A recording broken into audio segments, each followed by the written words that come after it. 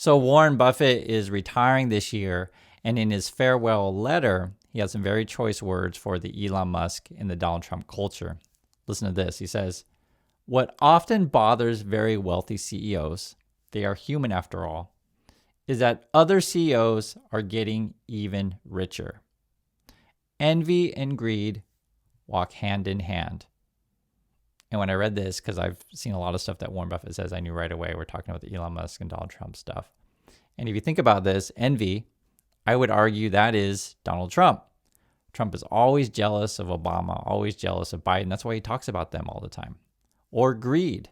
You could certainly argue that is Elon Musk. Is like, oh, I got to have that $1 trillion pay package. And these things put together, if you look at it again, this is from Warren Buffett. What bothers very wealthy CEOs, they are human after all, is that other CEOs are getting even richer, right? It's just like it's all a game to these kind of people. And fun fact, you may not know, Warren Buffett, Elon Musk, Donald Trump, and myself, we all went to the same school, University of Pennsylvania. And I mention that is because when you're in these circles, you have to make a choice. You have to make a choice. Like, do I want to pursue a life of just greed and envy? Is that the life? Right? Not everyone chooses that. And I always mention that stuff on the channel. I know it sounds strange to people because for some people, just like, why don't you want to live a life like Musk and Trump? Well, you literally see them every day on TV. They're unhappy people. It's obvious, right? Like they're just screaming all the time. They're yelling all nonstop, and they're just jealous, envious, right? Greedy people. And I don't never encourage that kind of lifestyle for people. And when you see the kind of Trump people on TV as well, you watch them lie in real time. So for example, this is Hassett talking about the current economic situation. Listen to this. Because of Biden's inflation, which averaged 5% over 4 years, that people on average lost about $3,400 in purchasing power, and they've gained about $1,200 this year, but there's still room to go. And so we're making up ground fast, but the fact is that people are still down about $2,000 relative to what their purchasing power was when Joe Biden took office. And so we understand that people feel like there's an affordability problem, but we're closing the gap fast. And with these policies and potentially, rebate checks, we might close the whole gap really, really fast. Okay. So whenever I see Hassett, right, the dude's always smiling every time and talking about Biden this, Biden that, and now I guess we're talking about $2,000 checks to everyone, which I'll just be frank with you guys, I wouldn't hold my breath. And when I asked my wife, I was like, why is it always so strange to watch someone like Hassett? And she says, it's because you usually don't see people lie in real time like this, right? It is a strange thing to see. And Trump's administration is filled with these kind of people. And Hassett, you could argue he's the greedy CEO kind of thing, right? And he may or may not be the replacement for Jerome Powell at the Fed, which is absolutely insane. So this kind of person. The Trump people will always tell you that everything's great. We're making all this money, and I guess we're going to get more of this $2,000 stuff. Listen to this. Issue a dividend to our middle income people and lower income people of about $2,000. And we're going to use the remaining tariffs to lower our debt. We're going to be lowering our debt, which is a national security thing. So we're doing a lot of good work. And the numbers were reported so incorrectly. The real numbers are trillions of dollars have been taken in or gotten in terms of investment from the tariffs. And so if that were ever reversed, it would be a disaster. Frankly, it would be a national security problem for our country. And nobody thinks it's going to be reversed. I think we had a very good court case. As you know, it's before the Supreme Court right now. But if that were ever reversed, people are saying, oh, it's $1 billion. Some people said, oh, it's $2 billion. Well, that obviously we can handle very easily. But this is trillions of dollars we're talking about in terms of the tariff income and all the investment income that's come into our country. So trillions and trillions of dollars. And he's like, oh, we got a really good case against the Supreme Court. I think they're worried they're going to lose. And that's why I'm showing you guys this stuff. And if I had to bet, the bet for the Trump people is like, okay, we're going to make a bunch of fake promises to the American people. And when we can't deliver our promises, we'll just blame the Supreme Court. We'll blame the Democrats, something like that. Like that's part of their plan. It's all a smoke and mirrors game. Let me give you an example of their smoke and mirrors game. And this is why I have to go through this stuff every day, because it's like you feel crazy when you read this stuff. You feel crazy when you see their policy. This is from them today. New data, lower prices, bigger paychecks. Okay. And remember, we're actually not getting official government data. They're going to cite DoorDash here, the food delivery company. And then they're saying that your grocery prices on breakfast items have dropped 14%. That's what they're claiming here. And whenever I look at this stuff, I always say the exact same thing, right? Whatever the White House says, whatever I say, you tell me. I'm not going to tell you what prices are at your grocery store. I'm not going to tell you how much money you make or your situation with your bank account because I don't know. You tell me, right? I can see the national trends. I can see national numbers. But at the end of the day, it's better to hear from the community. And I've always said this as well. If you want to be a good leader, if you want to be a good coworker, if you just want to be a decent person, talk to other people and listen, right? Listen to how people are doing on the ground.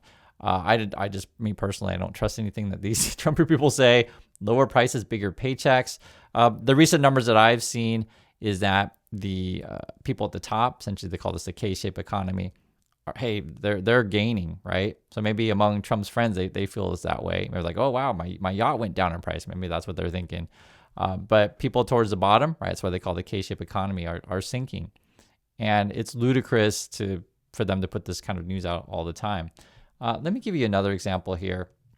This is Mike Johnson talking about whether or not we're going to be talking about healthcare in the future. Listen to this.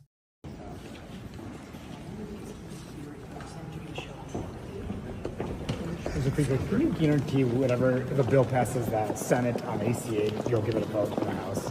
Look, we're going to do in the House what we always do. That is a deliberative process. I mean, we get find consensus on whatever the proposal is. As you know, I do not guarantee the outcome of legislation or dates or deadlines or anything.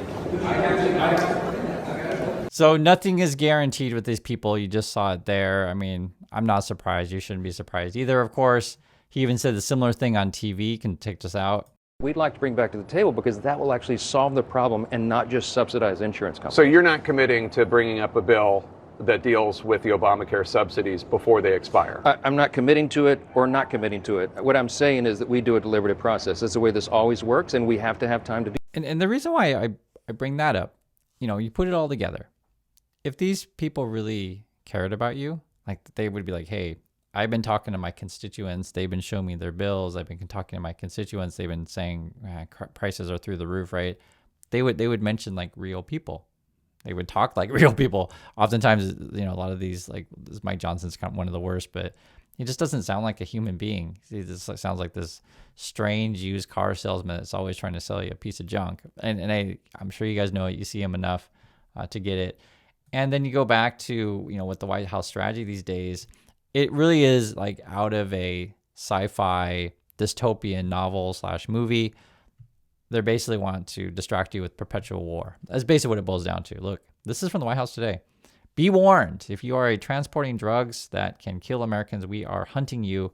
And I guess must be the Navy then, killed 6 people today. And I just, when I see this stuff, I always say the same thing. If we were doing this by standard operating procedures, you shoot out their engines, you literally just blockade them, right? You're the Navy. I mean, this kind of thing, it's a small boat, and you can see what it is, and we don't know who's on these things, what they're carrying. Normally, you would just stop it, board it, whatever, tell them to turn around. But we're just trying to start a war, and then essentially what it boils down to is you distract people, right? If people are suffering on the ground, if people are suffering financially, you distract them and say, okay, well, we'll promise we're going to give you $2,000 each. But then whilst your healthcare costs are going to go through the roof, food costs are out of control, and you're going to lose your job. But hey, maybe we'll write you a check for $2,000 that may or may not ever come. And then, by the way, we're starting a war with someone else, so we'll get focused on that. What's crazy, though, is you're also seeing a splintering in the Republican Party as Trump's now commenting on Marjorie Taylor Greene. Look at this. This is actually what they're saying these days. Meetings here at the White House instead of nonstop foreign policy meetings.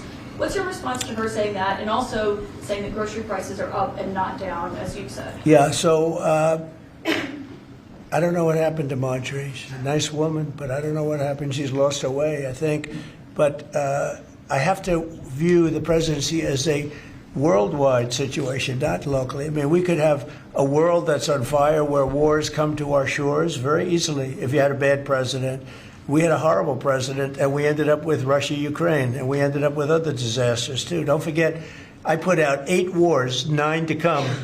I think I'll get the other. So according to Trump, 8 wars, 9 to come, right? And the question was like, hey, Marjorie Taylor Greene is calling you out. You keep saying everything's cheap. And she's like, no, it's not cheap. What are you talking about? And then he gets upset, or she'll say like, why are you, bailing out Argentina? And again, he gets mad. I don't know what happened to her.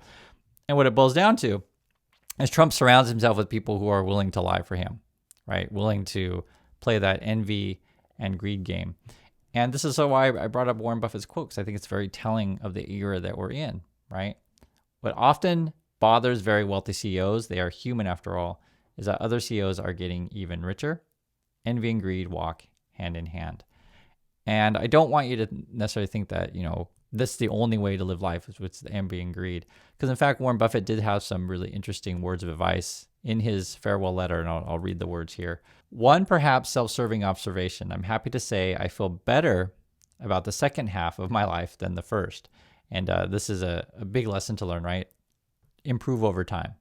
He says, my advice, don't beat yourself up over past mistakes. Learn at least a little from them and move on. It is never too late to improve. It's very, very good advice. Get the right heroes and copy them.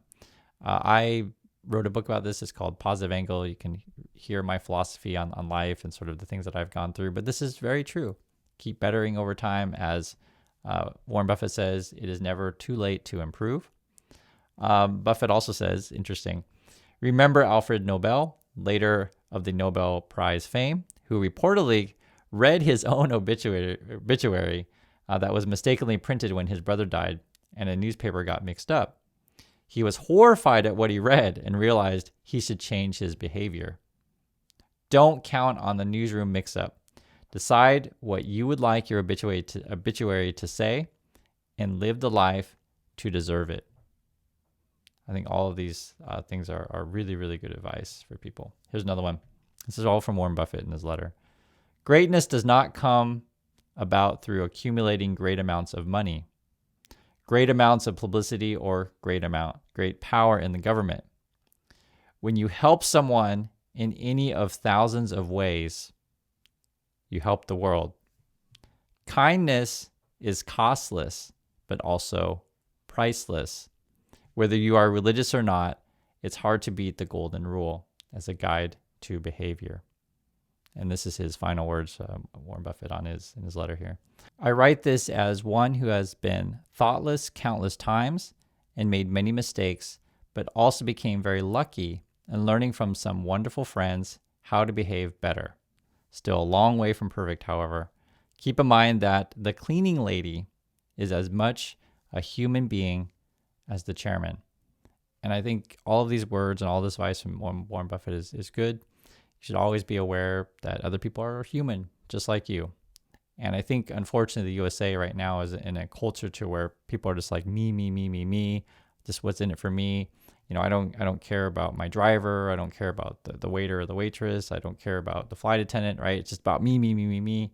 And I think that's a really negative way to think about life.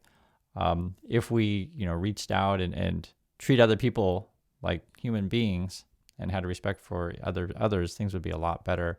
And it's unfortunate the world that we're in right now with the Trumps and the Musks, as Warren Buffett would describe greed and envy, because that's sort of what it's all about for them. It's just a game to get more money to compete with their billionaire friends. Oh, I want to be the first trillionaire. No, I want to be the first trillionaire. But that's not the majority of people out there, and that's not something that you should want to emulate or copy, because that leads us down the path of where we are today. That's why you see everything falling apart and burning, because too many people, right at the top, essentially the Trump people, are all in it for themselves. So that's my thoughts on this. I'd like to hear yours, and I'll catch you on the next video.